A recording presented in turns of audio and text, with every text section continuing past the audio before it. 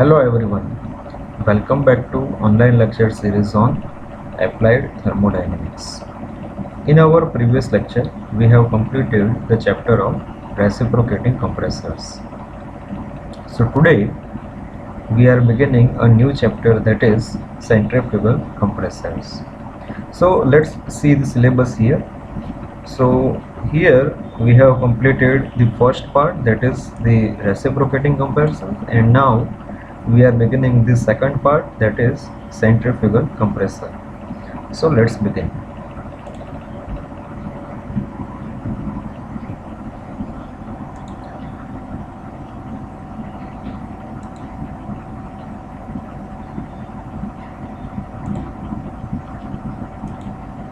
So centrifugal compressors are the rotodynamic means in the category of turbo machines, and here we compress the fluid by means of dynamic action of a rotating member, which is known as impeller. Centrifugal compressors are generally used for handling the large flow rates with a smaller pressure rise, which is up to pressure rise being 4 folds, that is 4 gem 1. And in case if we require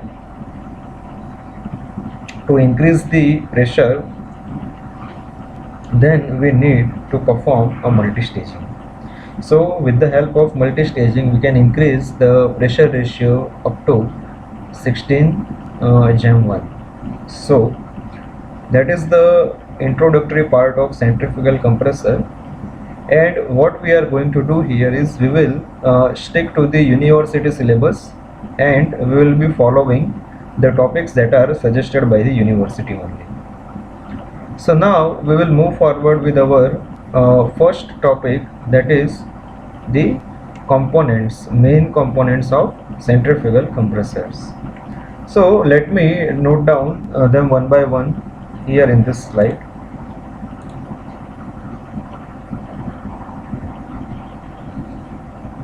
The first component here is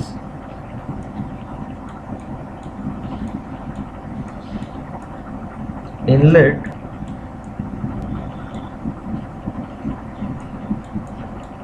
casing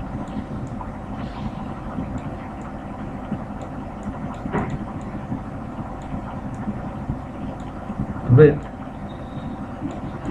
converging nozzle.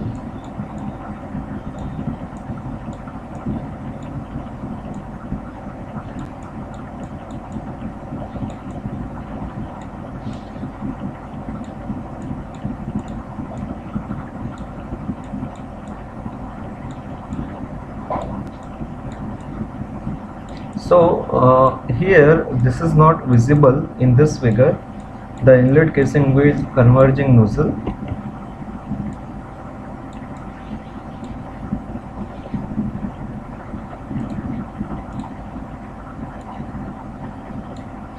That is that maybe we can show it over here in this figure. Here that is the first part, that is inlet casing with converging nozzle. What it does, it converging nozzle increases the velocity with which the fluid enters into this system. So that is the task of this converging nozzle, is to increase the velocity. Now the second part here, second part is inlet guide vanes.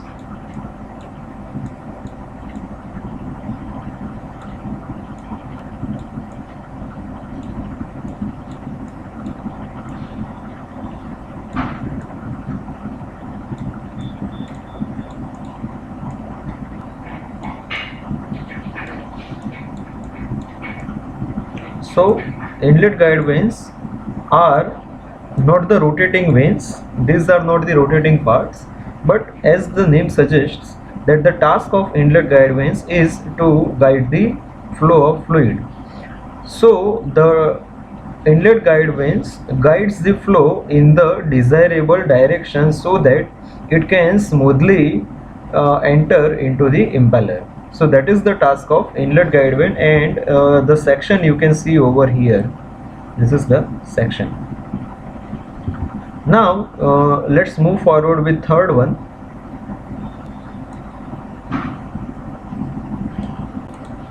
Third one is the inducer section.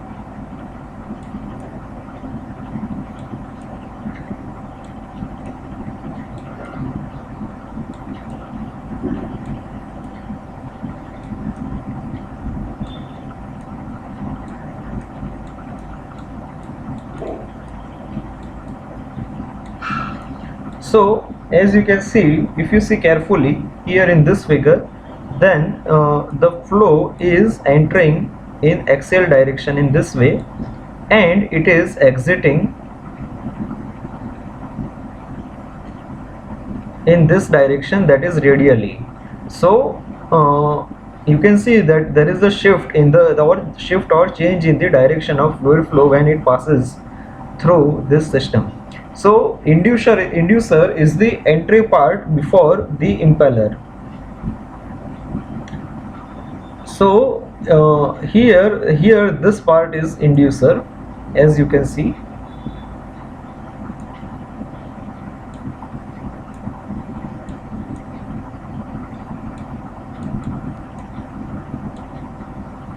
And here the fluid, the inducer is arranged in such a way that it transforms the axial flow into slightly radial flow, so that it can smoothly enter into the impeller vanes.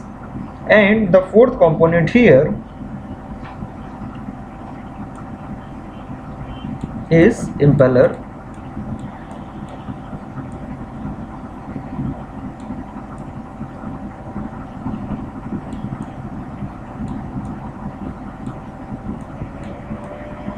So impeller, we can say that it is the heart of the entire centrifugal compressor, and these are the rotating blades or vanes which imparts the energy to the fluid. So these are very high rotating vanes with a speed of 30,000 to 40,000 rotations per minute, and here in this part of this system, the fluid gains the energy in two forms, kinetic energy as well as pressure energy. So here we can see the same part can be seen over here. So this will be the part of impeller. Now the fifth one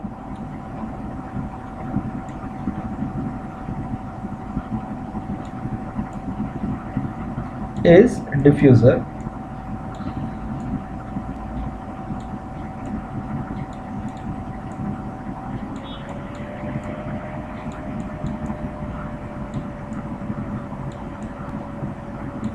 See, what happened in impeller is increase in kinetic energy as well as pressure energy.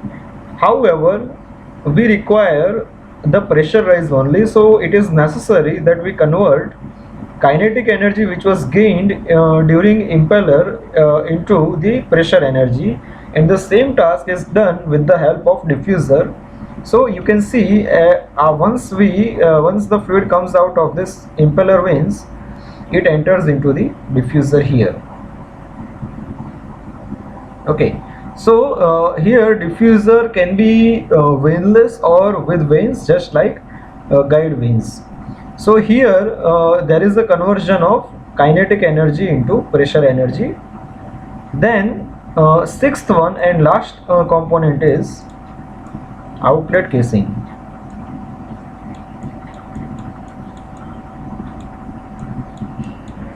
Outlet casing is nothing but a volute, which is again a diverging section, and the task is very similar to diffuser, is to convert the kinetic energy into the pressure energy.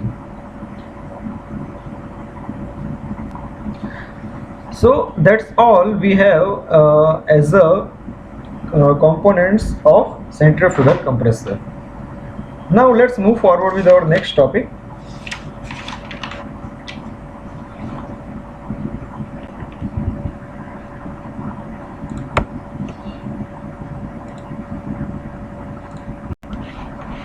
and that is a bit theoretical topic. Static and total temperature.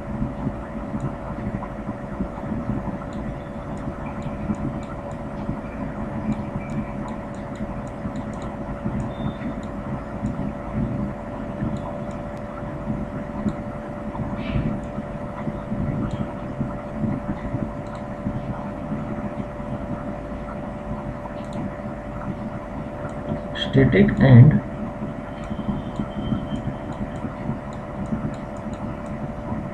total temperature.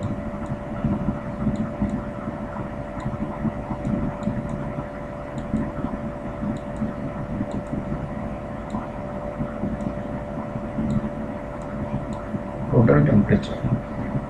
So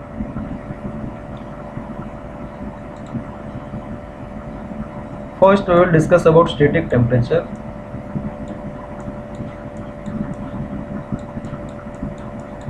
Static temperature is defined as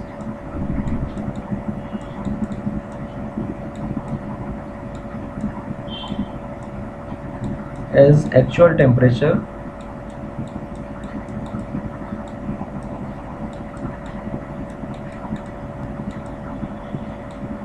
of fluid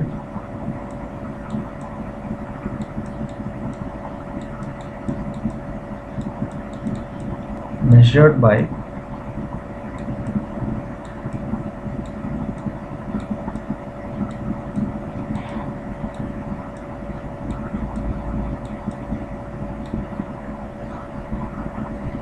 thermometer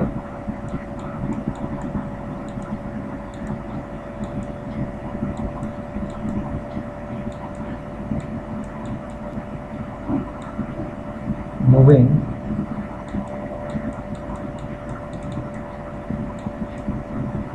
with same velocity of air or fluid.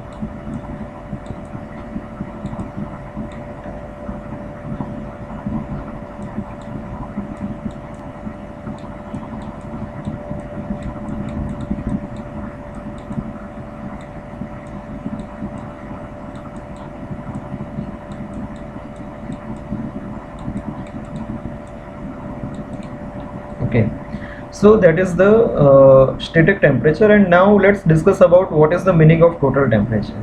See, whenever, let us say, a fluid is in a motion, or fluid is flowing with some velocity and it has some temperature, let us say 70 degrees Celsius or something, then what happens that suppose we reduce, we bring the fluid at rest, means we make the velocity of fluid to be zero. Then if this is done isentropically, then the kinetic energy of fluid, let me write down over here, that what we are going to do is bringing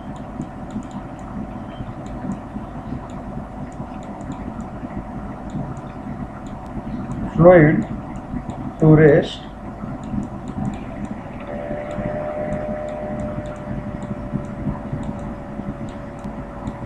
isentropically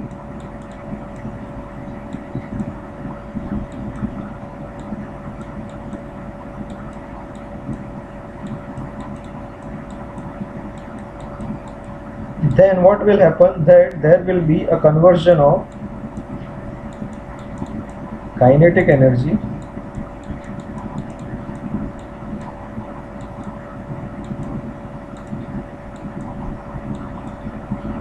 into the heat energy. So when we bring the fluid to rest, the temperature of fluid will increase.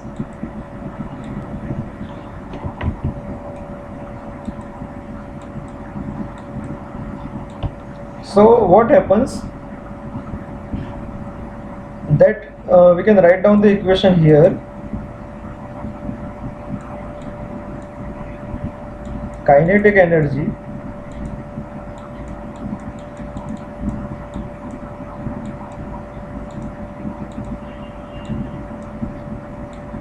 plus initial heat energy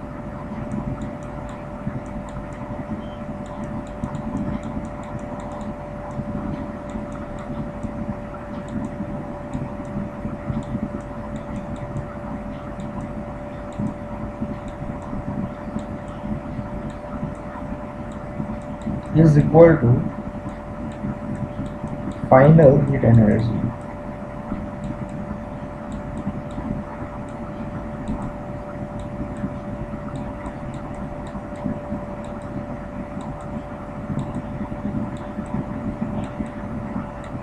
So we can say V square by 2, considering unit mass basis, then plus CPT is equal to 0 plus Cp T0.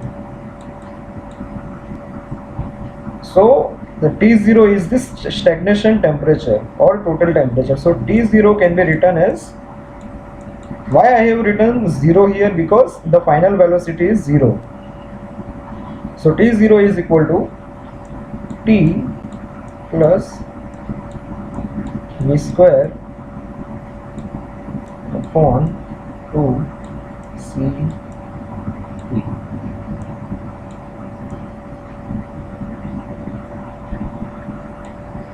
So that's all about static and total temperature.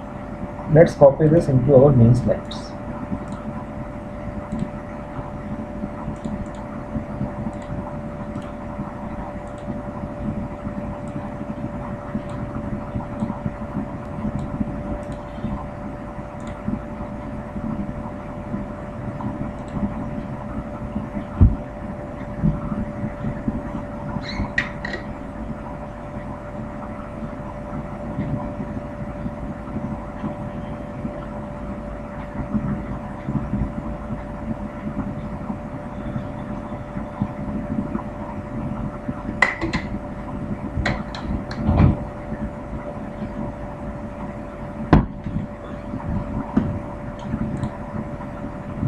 Now let's move forward to our next topic,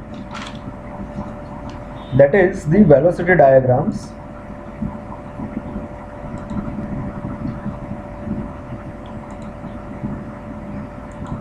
See, in our previous subject, that was fluid mechanics and hydraulic machines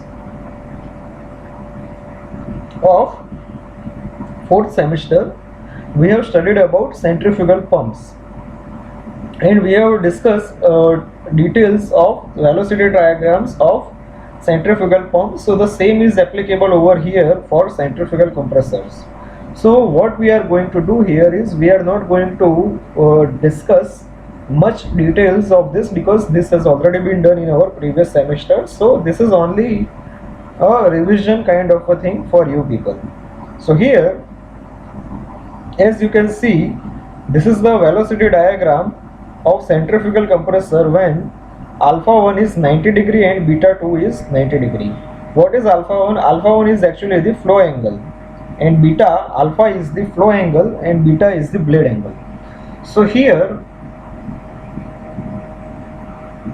we have alpha 1 to be 90 degrees, so work component at the inlet is 0. Actually this is a desirable thing for higher pressurized.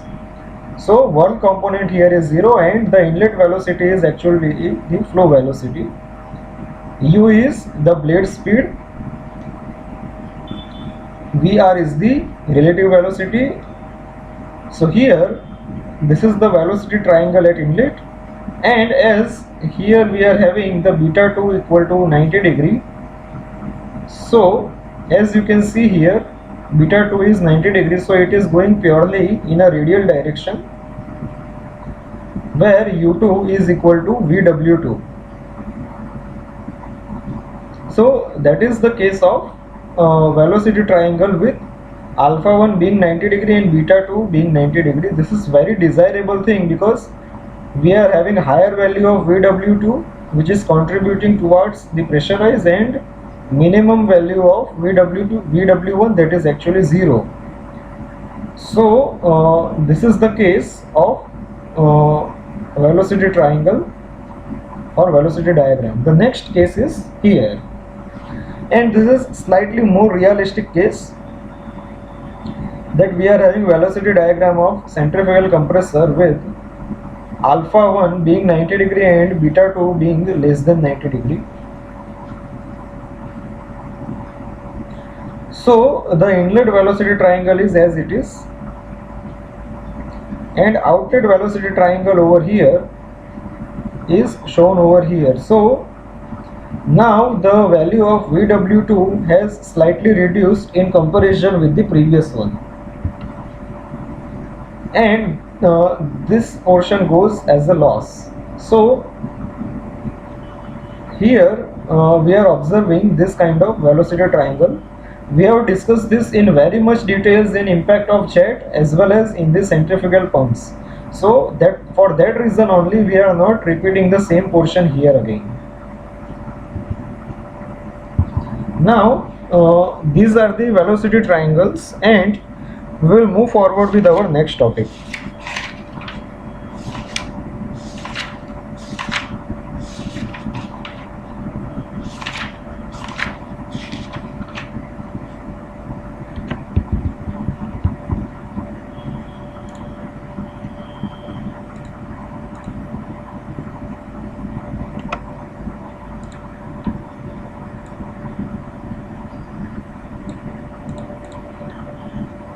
Our next topic is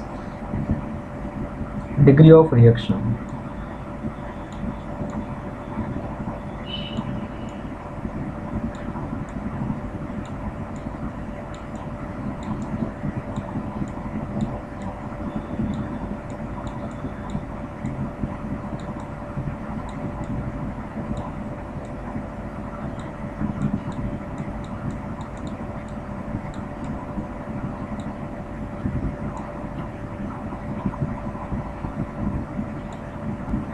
So if you see, if we go back to our slides, then here the pressure rise happens in impeller as well as this diffuser part as well as volute part.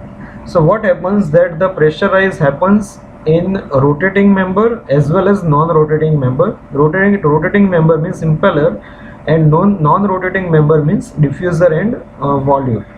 So here there is a total pressure rise through impeller plus diffuser plus volute, and we need to know that how much of total pressure rise is achieved in the impeller with respect to the total one. So that is done with the help of degree of reaction. So degree of reaction is defined as, let me write down over here, it is denoted as R, which is equal to a ratio, that is static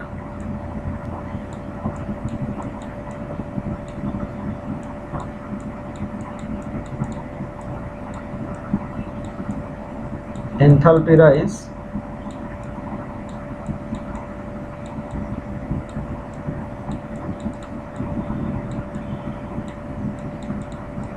in impeller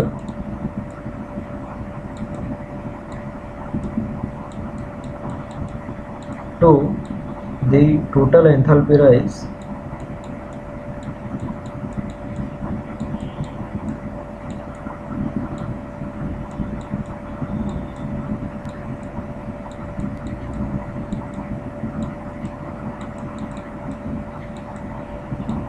in a stage. So that can be written as equal to H2 minus H1 divided by H02 minus H01. So let us discuss about the total enthalpy, that is, let us say H02 is equal to H2 plus V2 square by 2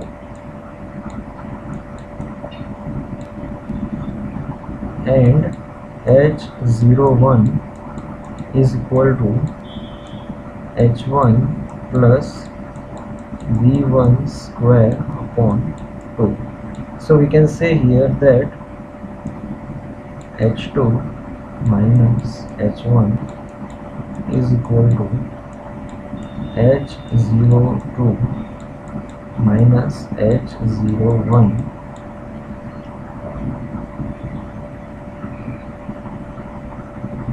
plus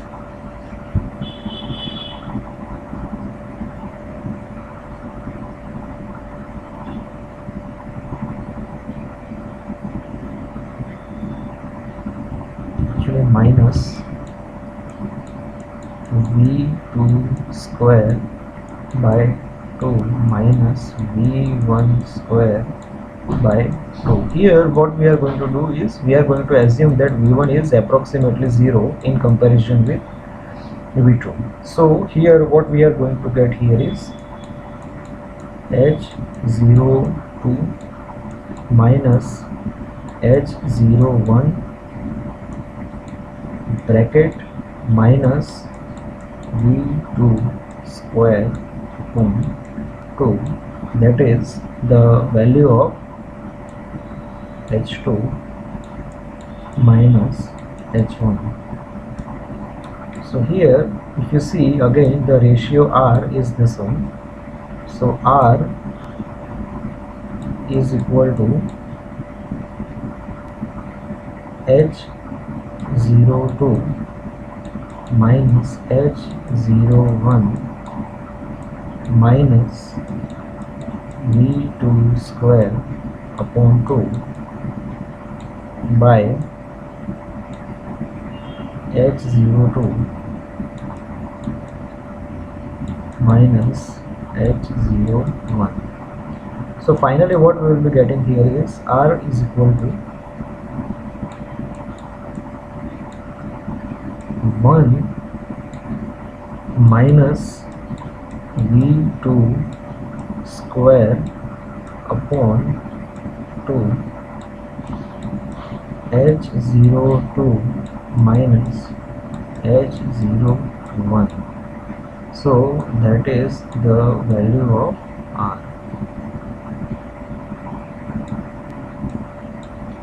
That is degree of reaction. So let's copy this work into our main slides.